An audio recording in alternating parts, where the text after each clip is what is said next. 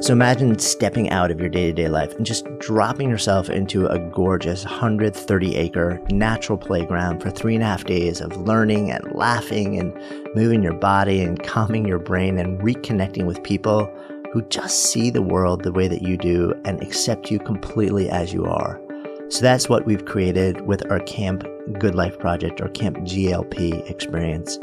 We've actually brought together a lineup of really inspiring teachers, from art to entrepreneurship, from writing to meditation, pretty much everything in between. It's this beautiful way to fill your noggin with ideas to live and work better, and a really rare opportunity to create the type of friendships and stories you pretty much thought you'd left behind decades ago. It's all happening at the end of August, just about 90 minutes from New York City, and we're well on our way to selling out spots at this point. So be sure to grab your spot as soon as you can if it's interesting to you. You can learn more at goodlifeproject.com/camp, or just go ahead and click the link in the show notes now. It's a good life. It's a good day. It's a good life to be here this way. It's a good life. It's a good, good, good life. If you've ever used a GPS in a car or a GPS app to get directions, and you happen to have hit the little voice on your GPS that says the Australian female voice, there's a decent chance that you've actually heard the voice of today's guest, Karen Jacobsen, also known as GPS Girl, whose voice is in something like 400 million GPSs and smart-enabled devices, ended up landing that gig having no idea she would eventually be the voice of the GPS in hundreds of millions of people's heads and cars and all sorts of other things.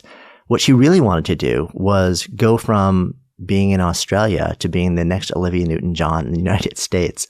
So we dive into that journey, into her early days, into how she ended up landing the GPS gig and how that eventually reflected back and began to amplify her career in a completely different way than she ever imagined. A lot of fun with this conversation. I hope you enjoy. I'm Jonathan Fields. This is Good Life Project. So it's really fun to be hanging out. We haven't seen each other for years, and both of our first big professional media break happened at the exact same time. I guess it was the end of 2001 or beginning of 2002, something like that. Mm-hmm. Shall I tell the story? You want to? I'm curious how you experienced it, actually. You tell your version first. All right. So I was, back then, I had just opened a yoga center in New York City. You were one of the first people in the door, from what I remember. You were one of our first students when there were 3 people. In first day of sign-ups. This big classroom. And it was I was like, wow, this feels really kind of vacant. And shortly after, we got a call from somebody from the New York Times, and who wanted to do a story and include us, and they sent a photographer in, so they took a picture. And you were in class that day. I think you were one of 3 students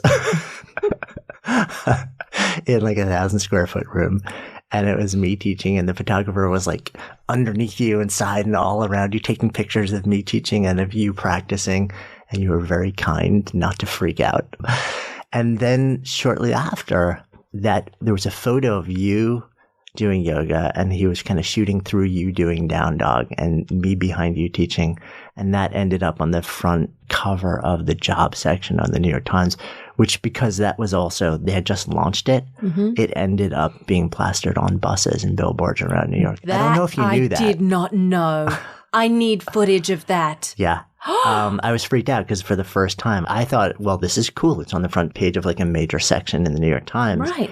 And then I was literally walking down the street and I see it on a bus. I'm like, what's going on here? Did you ever get a photograph of it on the side of a bus? So I didn't. But back then, if you knew people at the Times, which I did, you could actually literally get the printing plate from a page.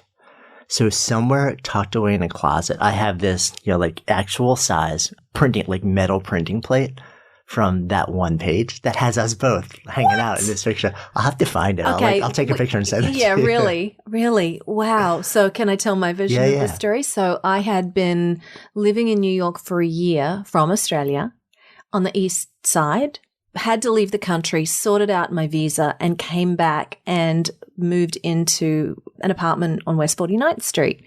And it was, I believe it was actually December 1st when you opened the doors. It was right around there, yeah. Because that was when I moved in, and there was a flyer. I think there was a flyer. Oh, yeah. We were not sustainably oriented. No. We papered the entire neighborhood. And yeah, right. And I saw a yoga studio on 9th Avenue and 51st Street, and I was like, oh my gosh, I can't believe it. I'm so lucky. It was like a kismet moment for me to see that flyer, because I had fallen in love with yoga the previous year, moving to a new neighborhood, and didn't know how far I was going to have to travel to yoga, because 14 years ago, yoga wasn't everywhere the way it is now. It wasn't. And that neighborhood was also not the way what it is now. Now it's like very kind of like upscaled and gentrified. And there's great restaurants, all that. But back then it was like block by block was very sketchy. Exactly. So I was like, I've hit the jackpot. And I came around to find out the story, and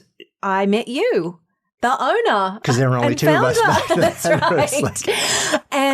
And I signed up for the full, unlimited yoga every month. Like, I came in knowing I need this, and I was just so thrilled and delighted. So I feel very excited that I was there at the beginning of of that part of your transformation and that part of your business life, and to watch you develop and then move on from that business, which still runs, which is awesome. Such an incredible accomplishment, first of all. I love that. That's, like, I'm literally out of it longer than I owned it now. Yeah, because I started it, I built it for 7 years and sold it, and it's now I love the fact that the community is still there and flourishing. It's so cool. Right. And so I was a part of the furniture at Sonic Yoga for a really long time until one day, about 3 months into or 4 months into my pregnancy, I was in a yoga class and was so tired. It was 10 minutes in. I had to lie down for the entire rest of the class. And my body was saying to me, there will be no yoga for you during this pregnancy, which is so counter what I would have thought. But anyway, that was it. So, and at the time, because let's fill in some blanks here now.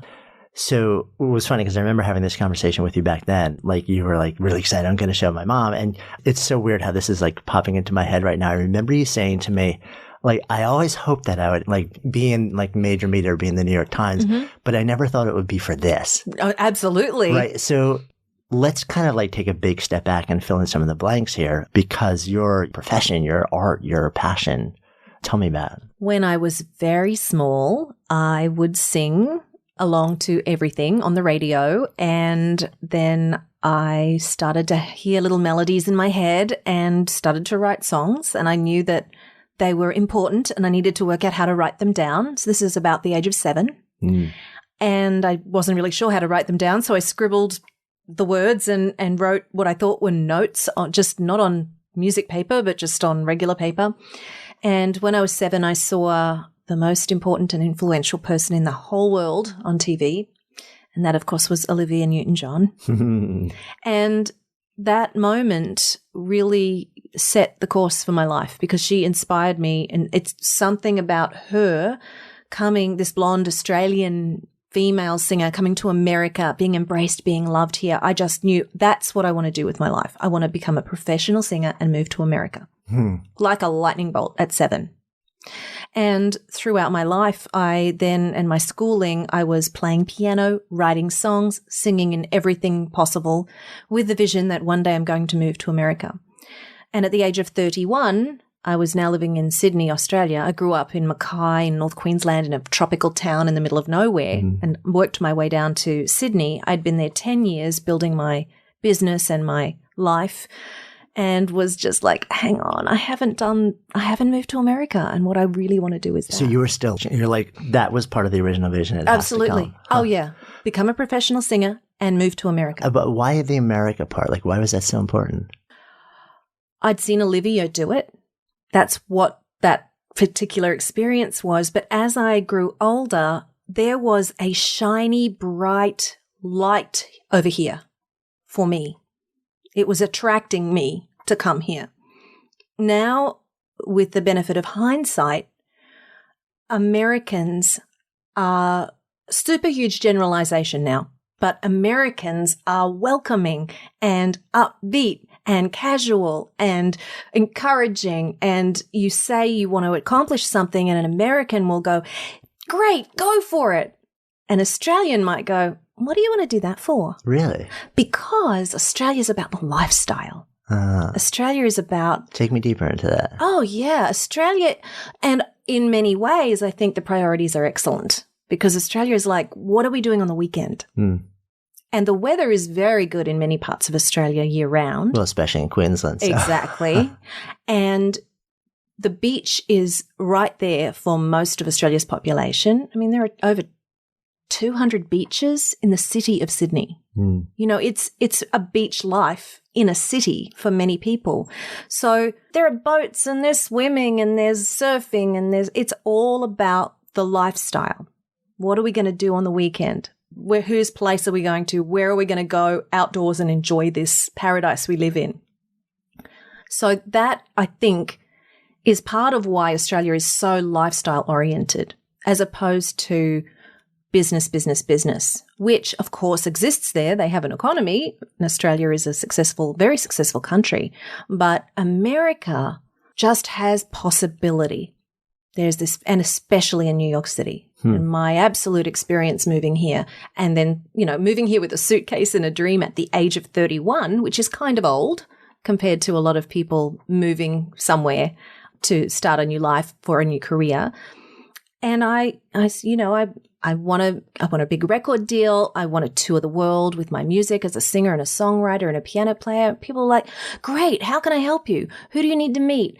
Oh, you need to meet my friend so-and-so. That was my experience over and over and over again. And it's so funny too, because you hear stories of the exact opposite from here. You know, so I've been in New York my whole life I grew up just outside and I've been in the city for a really long time. And what was so interesting is back in the days where I owned the studio, the vast majority of our students were all, you know, like singers, dancers, actors, because we were, you know, like just off Broadway. So I was surrounded by so many people, and so were you at the time, where it was just like go see, rejection, close doors.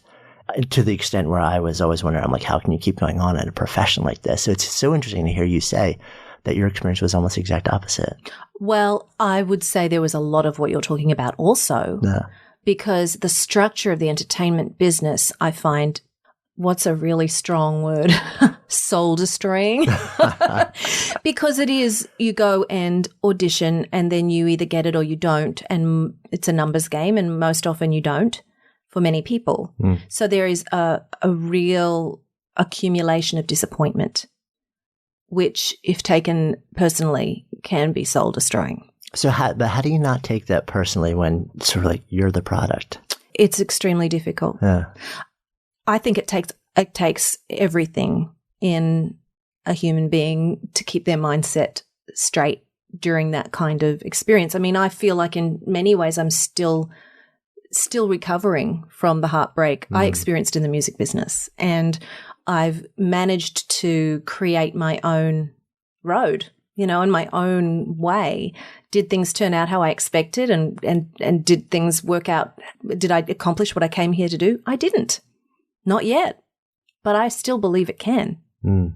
However, along the way, other incredible and amazing things have happened that I'm very happy to be doing. Yeah. So when you hit New York, what were the early days like then? The first year, my year on the East Side, I mean, I arrived with 33 telephone numbers of friends. Seriously. I started to tell everybody I knew in Sydney, I'm moving to America. I'm moving to New York. Right. And a lot of people were like, really? Was there something that happened? Like, was there a moment in Sydney that just made you say it's time, or was it just a gradual? I had a relationship breakup and I thought, okay, well, I got to do this now. Now is when I have to do this. And I knew I wanted to move overseas. I knew I wanted to move to America, but I wasn't married to New York as an idea at that point. I had several cities in mind. I always thought I'd move to LA. I thought I would go Brisbane, Sydney, LA. But when at this particular moment, I felt really drawn to New York, even though I'd spent only a handful of days here ever.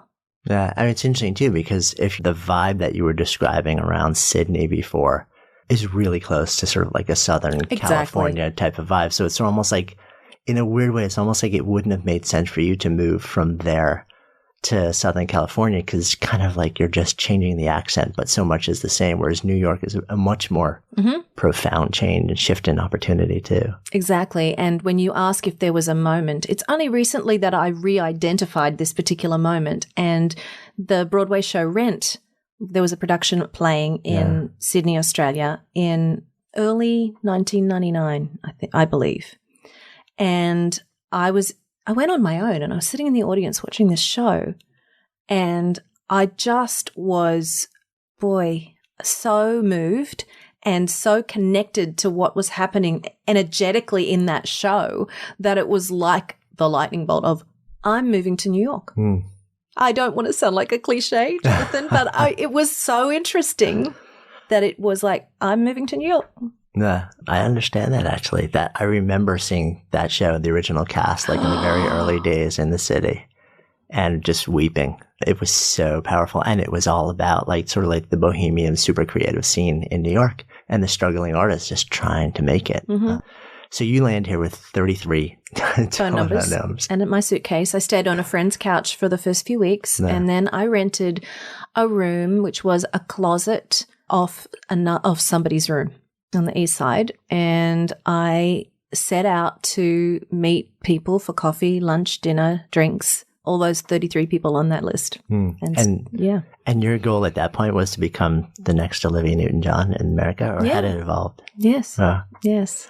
So, all right, I'm going to zoom forward a tiny bit, but maybe it's not actually that much because I don't know the timing of when this happened, but in 2002. Okay, so your voice became known to hundreds of millions of people in a way that I'm guessing you never imagined. Come on, possible. No.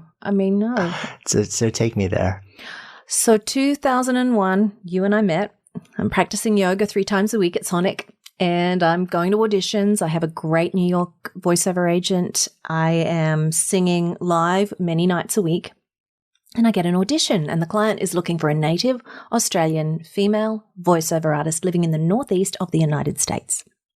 So I go along to an audition, and they have me say some things like, at the next intersection, turn left, and all kinds of directions and numbers. I did all the numbers up to a couple of hundred, all these different things in the audition. And they said, oh, well, we want to hire you. You've got the job. We need to take you up to Ithaca in upstate New York for 3 weeks. We're going to record only 4 hours a day, every day for 3 weeks, to do this text-to-speech voice system. It's about 50 hours of recording, and you're hired.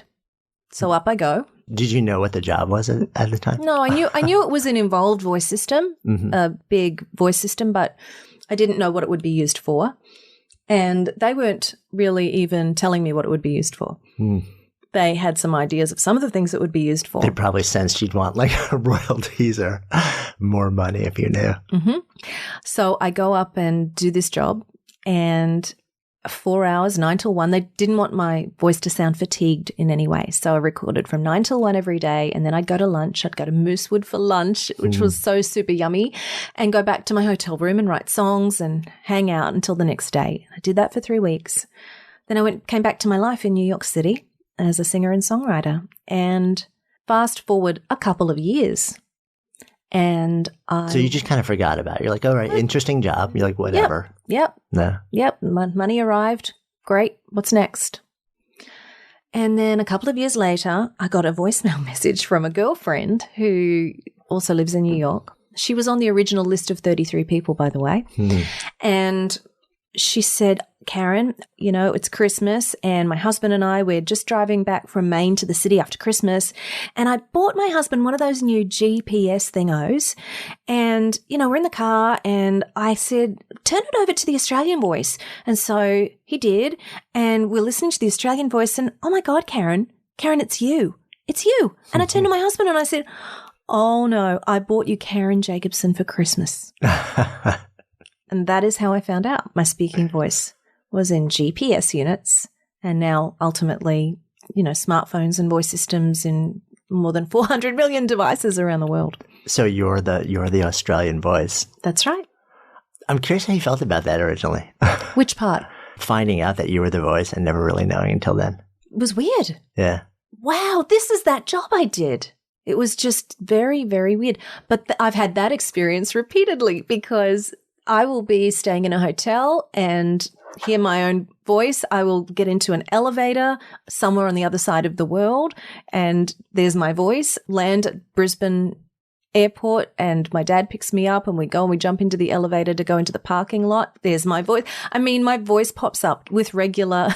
So was that all part of the original session, or is this now just sort of like the building body of work that's kind of gone down that path? Much of it is the original session. No kidding. Yeah. Yeah. Wow, they got a lot of mileage out of that. Pardon the pun. Right. Sorry about that. That's okay. Daddy, you're sneaking in. That's okay. I mean, such a, talk about, like the big break that you never imagined would happen. But I guess maybe I'm making an assumption there because, so this is something that comes out of nowhere. You do the job, you vanish, and then you realize that here's your voice in hundreds of millions of devices and things and locations around the world. Did that create opportunity for you? Well, I had two choices. I could be upset about it. Why would you have been upset about it? How dare they use my voice everywhere and I don't even know where it's showing up. And I mean, Right. you can find something to be mad at. Or I felt like, well, there is something in this. And it took me a little while to work out how to harness the opportunity. But once people started to find out that it was my voice directing them, I would start to have the most fascinating conversations with people. First of all, they would treat me like they knew me, like I was a member of the family. They would then, and they still do now. And they want to tell me their GPS stories. They want to tell me the wonderful places we've traveled together. Oh, that's so funny. They talk to me like I was there, Oh my goodness, last weekend we went to my cousin's wedding in Milwaukee. We had a great time. Fortunately, we didn't get lost. Like they talk to me like I was there. I've had children write songs in my honor and draw me pictures and poems and tell me how I'm a member of their family. And one little girl who said, wrote me this beautiful letter and said, we know your name is Karen. You've been with our family for 4 years now and we've gone on all kinds of wonderful trips. But even though we know your name is Karen, we call you Zoe after my pet bird who died. So people humanize that voice. And I knew there was something in it because of the light in people's eyes when they were relating to me. And they were so present and so connected and so alive and entertained and delighted. I'm like, well, this is not something that happens every day unless you suddenly have a conversation with someone who's been with your voice all the time. And the level of familiarity with me was outstanding. That's so interesting. Mm-hmm. I'm curious, did it at all lead to uncomfortable scenarios where people actually assumed that they really knew you and where they kind of were too forward? I haven't ever had an experience that I can think of in this moment where it's been, completely inappropriate or rude. Mostly people want to apologize for yelling at me. Seriously apologizing to me. That happens with regularity. That's pretty funny too. Yeah. So, but I want to kind of circle back to sort of like the original thing though, because you think about, okay, I got paid for a job.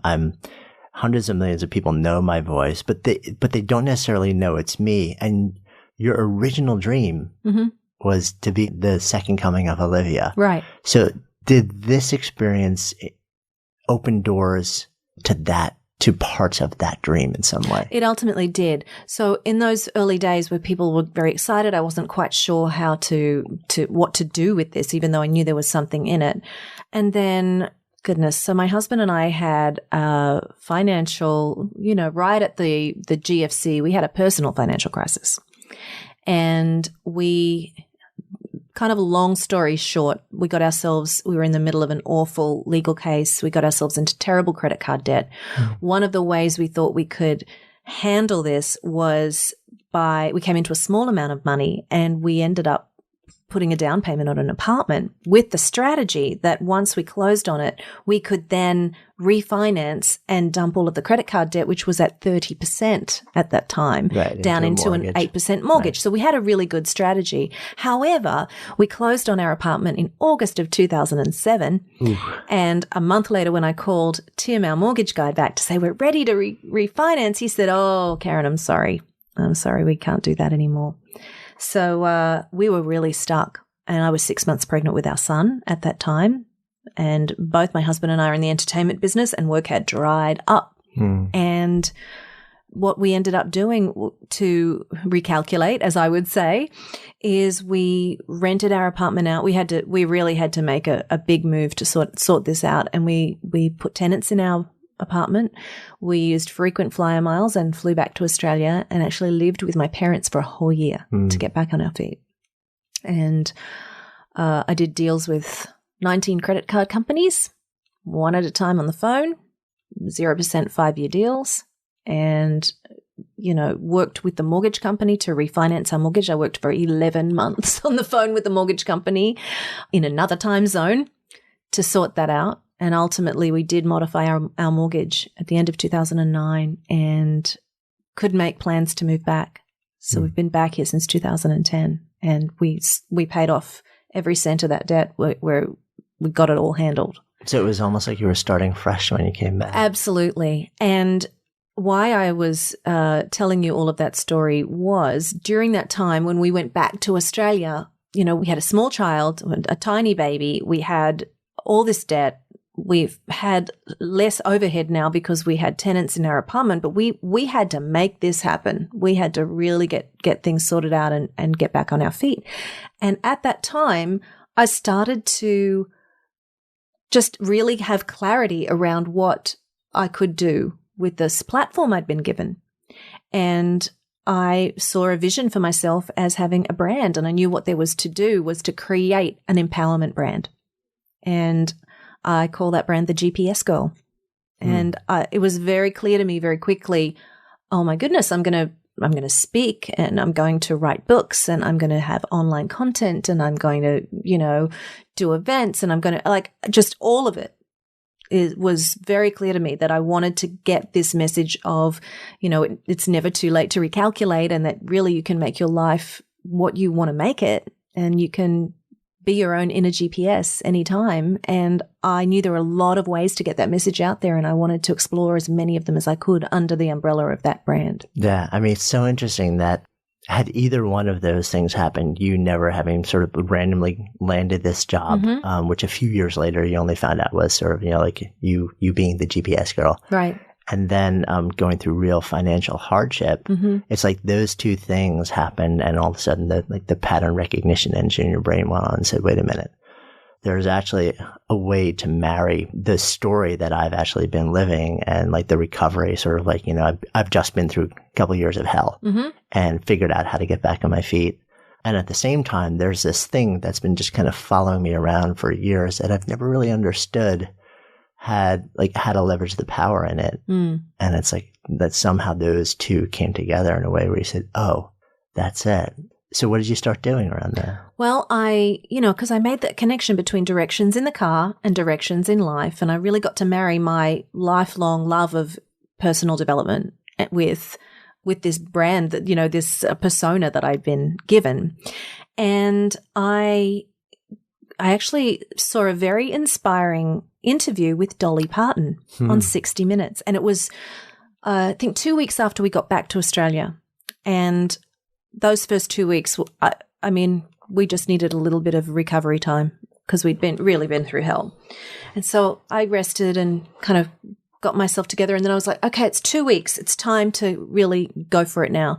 The Sunday night, I'm watching 60 Minutes, and Dolly Parton, something about her, she is such a smart businesswoman. And this interview was really inspiring. I'm like, wow, it's time to go for it. And so the next day I was sitting at my computer and I just went to the page of the #1 breakfast television show in Australia, which is called Sunrise. And I just wrote on the person in the street page I didn't have a contact, and online, and I just wrote, and I said, I think you're your viewers would love to know the face behind the voice in at that time 25 million GPS units, and I'm right here in Brisbane. So within an hour, the phone rang, and the next day I was on a flight to Sydney and in the prime spot on that show, and that was the beginning of my brand. Yeah. So you really just said, I mean, it's so interesting too, because it's like the value in this opportunity was sitting there for years, you know, and I think that happens with so many people, is that there's this huge asset or huge resource or huge capability that's kind of like right in front of you for years. And you look at it every day and you see it there, but you don't know how to mine it. You don't know how to actually tap it in a way that opens something bigger. Right. So it's fun to see, you know, how this is what happened with you. It's, you know, it was there and all of a sudden like something just happened. You're like, wait a minute. This is, you know, like rather than just saying it was a job that I did, and, this is a huge door that could be opened. But then it took you taking action, you know? Well, I've had it said to me repeatedly that it's a very unique take on something. Yeah. You know, and I am proud of that, because I could very easily have just not done it, because I was put on this planet to make music. Right. You know? Right. So what's happening with the music? Well, you're still in Australia at this point. I'm in Australia for a whole year. Right. And you give birth also. I have a baby boy, Right, so- and I'm in Australia for a year, and I realize I'm starting to build this brand, and I start to have very interesting conversations and connections with some major brand development companies in California from Australia, and all kinds of things coming across my path. And I realize that I need to have a product out there pretty quickly. And because I'm getting amazing national press in Australia, and I want to have something else. So I released an album that I had released in the US, but not released out in Australia. And so my music was a part of my story and my persona and my whole self.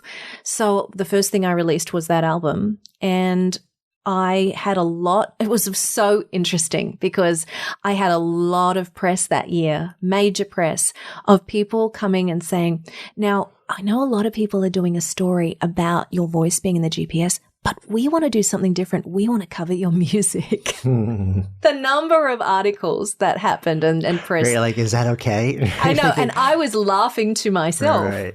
So music was a part of it and always there through that period, that development phase. Then I wrote my first book and, you know, did an online interview series and all kinds of other things.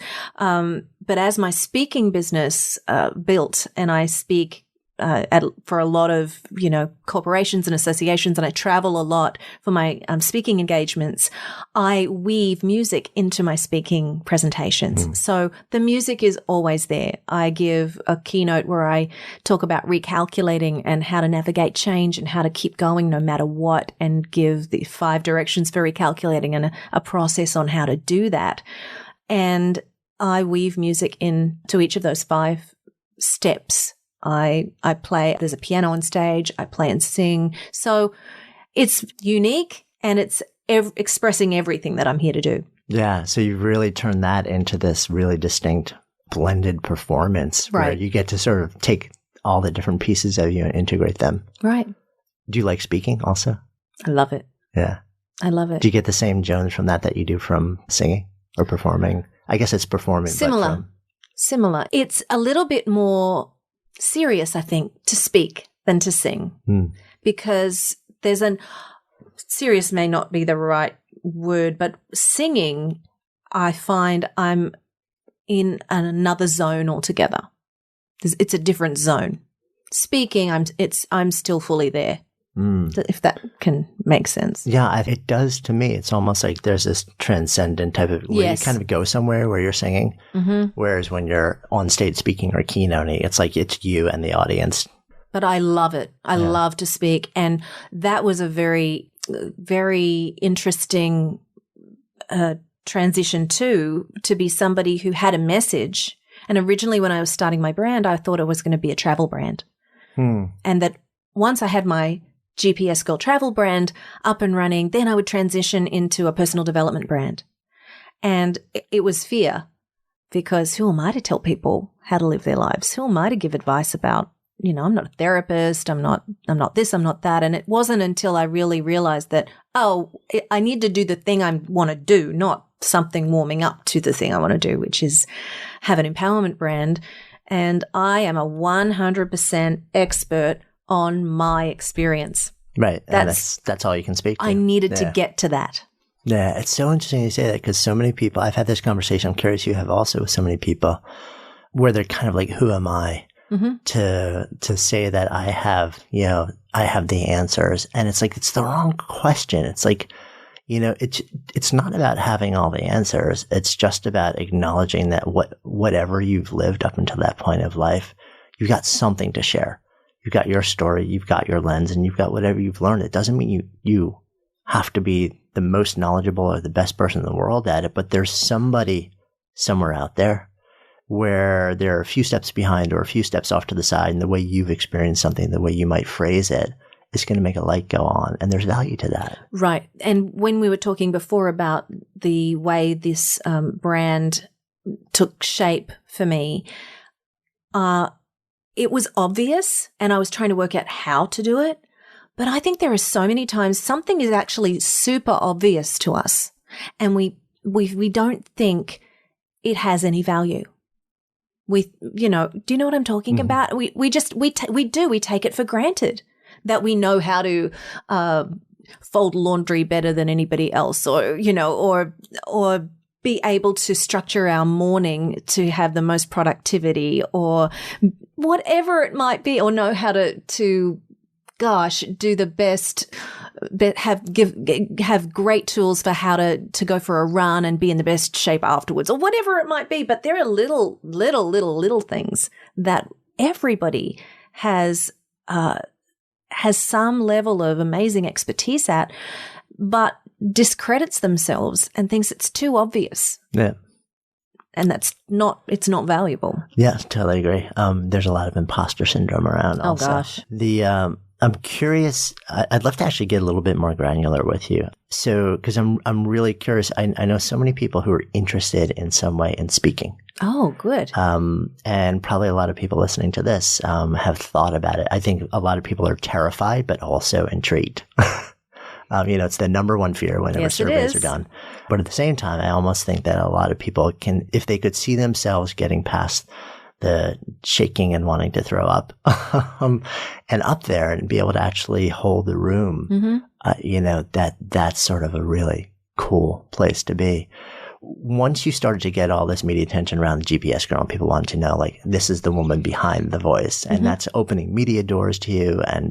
And then some of those media doors were like, oh, you do music too, and can we talk about your music? What did you actually do to say, from here, I want to start to speak and get paid to speak and start to make that happen? I'd been a part of a number of leadership programs and really developed myself actually as a speaker, not for money, through those leadership programs before we moved to Australia. And I knew I loved being in front of a room speaking. I knew I had plenty of fear around it, very different to singing at the time. Put me up on stage in front of thousands of people and no problem singing, but speaking, I've still had a lot of fear around. But I knew I wanted to do it, and I knew I had a message that I wanted to share. And I started to tell people that I was wanting to speak. And a friend of mine was doing a lot of speaking, and he said, oh, I've been asked to MC this 3-day event, but I'm not going to be able to do it. And I've given them your information. And I got booked for that event, which was phenomenal because I kind of stepped into that realm in a professional sense right away, and met an incredibly successful speaker at that event who said, I love your ideas and I love what you're planning to do with your own keynote. You should join the National Speakers Association. And that was in the back of my mind for a while. And then I had people asking me, come and share your story. So that was a part of it as well. And then we moved back to New York in the May of 2010, and I attended my first NSA meeting and felt like I was home, because here were all these people from amazing different walks of life who were professional speakers, and that association teaches people or helps to support people who are building the business of speaking. So I've been heavily involved in NSA for the last 6 years, and I'm the immediate past president of the New York City chapter. I'm involved on the national level, and to me, it's like an alternate UN of people, thousands of people speaking from around the world on different topics, educating and informing people. And it's a community I really love being a part of. So it's through NSA that I've learned so much about how to build my speaking business. And I hired a coach, an amazing coach who was a former president of NSA, and he really has been instrumental in helping me start to see my worth, and that it is okay for me to be paid at all, let alone be paid very, very well to go and share my story, and that my story is good enough, which I am still reminding myself. Is that why you mentioned you can take the stage in front of thousands to sing and you're totally fine, but to speak, the fear rises up? Well, it doesn't now, but back then when I was first starting, it did. Yeah. I think it's that fear of really being exposed.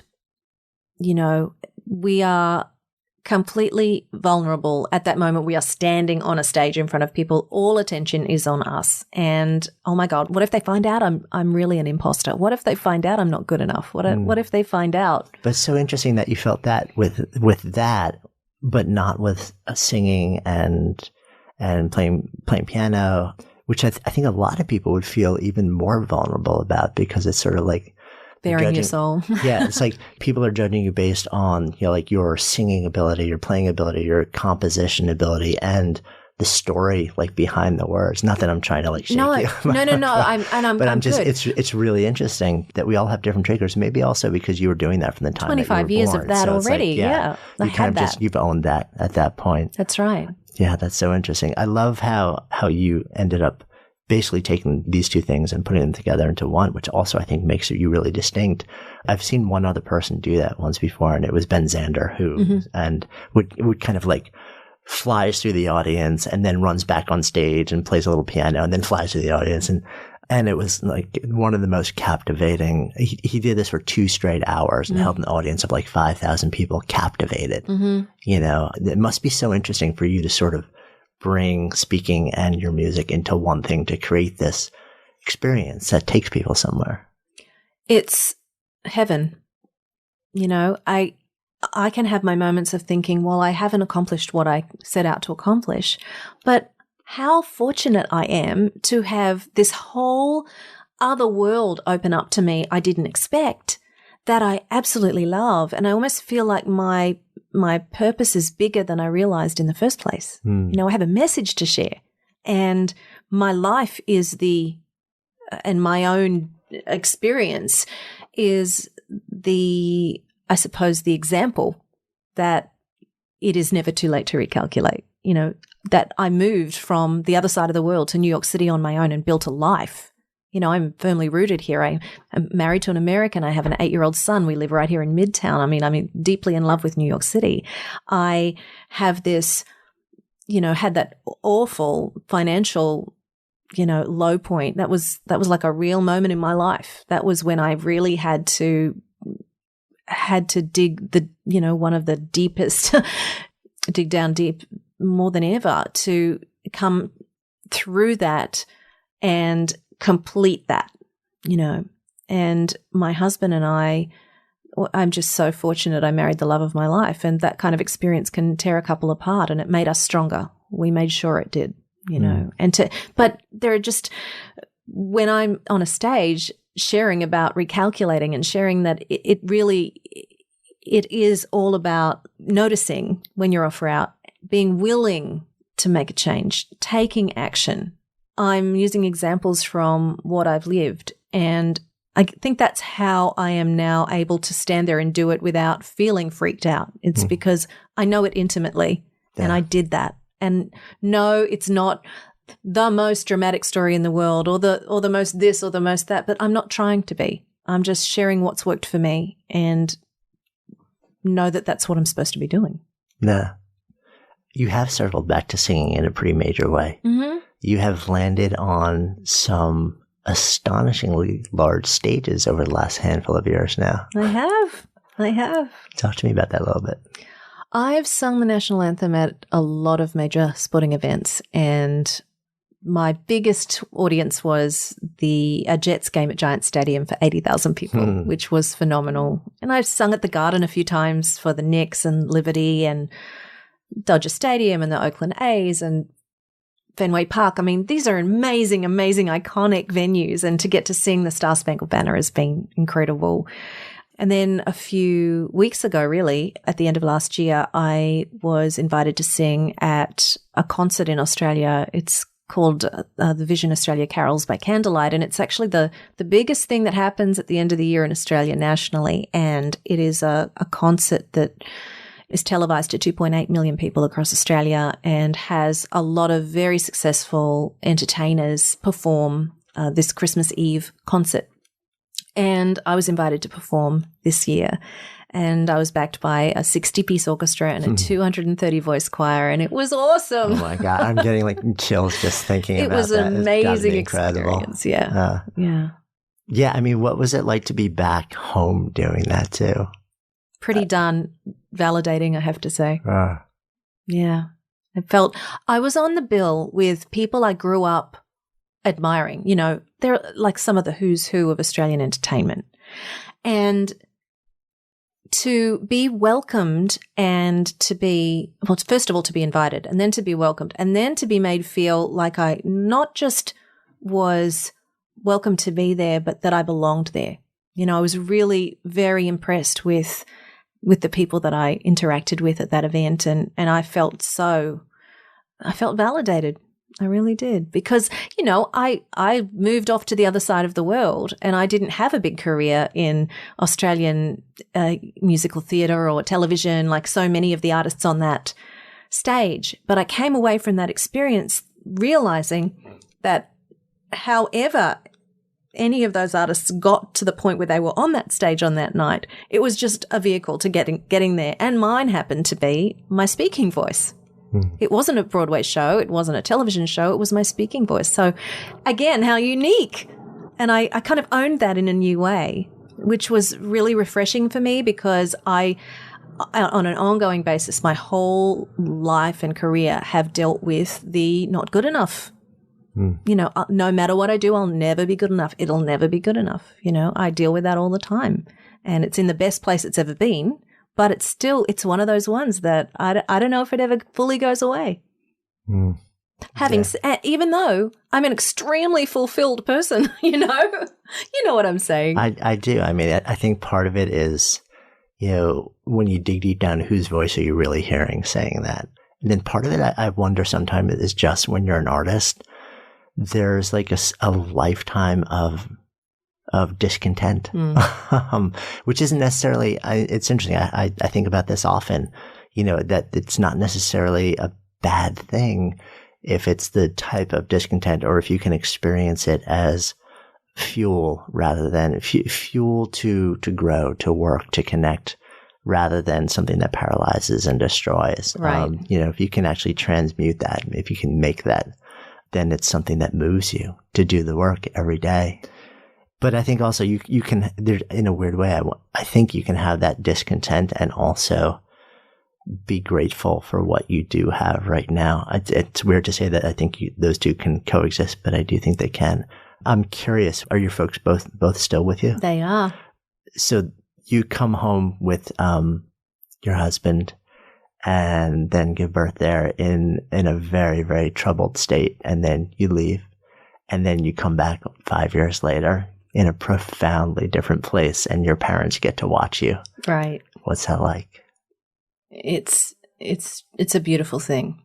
I think what's really because it's been a journey for them, because I notice how, you know, the people around them will talk to them about what I'm doing. And I feel so happy for them that they have had an opportunity to experience that in their lifetime, you know, because you couldn't find two more supportive parents than I've had. They've just always been there, even through my childhood when I was tiny, saying when people would ask me what I wanted to do when I grow up, and I would say, I'm going to be an actress and a singer and I'm going to move to America.